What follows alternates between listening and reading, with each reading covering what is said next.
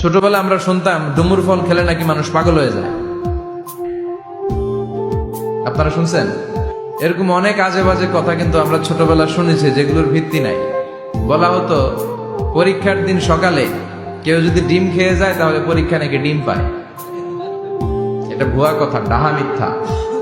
আমি সব সময় ফাইনাল পরীক্ষার দিন সকালে ডিম খেয়ে যেতাম আর পরীক্ষা দিয়ে ফার্স্ট হয়ে যেতাম।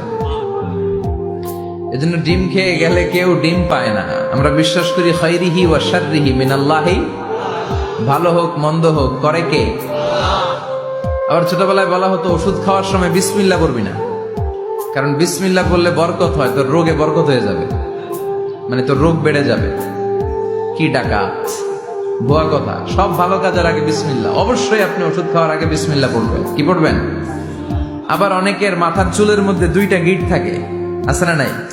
2 গিঁট থাকলে কয় তোর 2 বিয়া, 3 গিঁট থাকলে 3 বিয়া, গিঁট নাই কয় তোর বিয়া নাই, আছে না নাই? এগুলো মুসলমান বিশ্বাস করতে পারে? মুসলমান বিশ্বাস করে একজনকে, তিনি কে? অনেক স্বামী হার্ট অ্যাটাক করে স্ত্রীর কারণে, জানেন? ঠিক কিনা? ওই কয় ঠিক, সবাই ভুক্তভোগী। কমন পড়ে গেছে। কানের কাছে এসে বেশি বেশি ঘ্যান ঘ্যান করেন না। ঘরে ঢুকলে চাল নাই, ডাল নাই, এটা লাগবে ওইটা লাগবে, ছেলের ওইটা লাগবে। আস্তে আস্তে দুই পক্ষরেই বললাম, স্বামীরাও সালাম দিবেন, স্ত্রীরাও দিবেন। সালাম মানে শান্তি, তো ঘরটারে শান্তি দিয়ে ভরে দিবে কে? যারা সিরিয়াল দেখে, সিরিয়াল দেখার প্যারা আছে না একটা?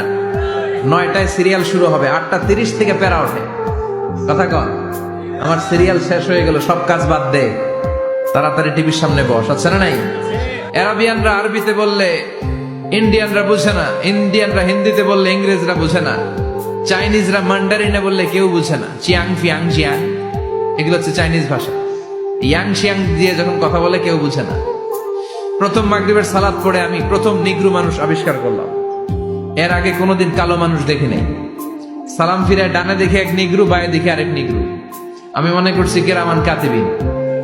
এই নিগ্রু দেখে আমি দিছি দৌড়। সবাই কই দৌড়ান কেন? আমি বললাম এরা কারা? আমারে বলা হলো এরা আপনার বন্ধু। এরা কি?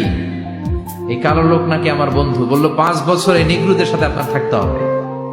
100টারও বেশি দেশের ছাত্র আমরা একসাথে থেকেছি। কারো ভাষা কেউ বোঝে না, কারো গায়ের রঙের সাথে কারো গায়ের রঙের মিল নাই। চিল্লায় বলেন সুবহানাল্লাহ।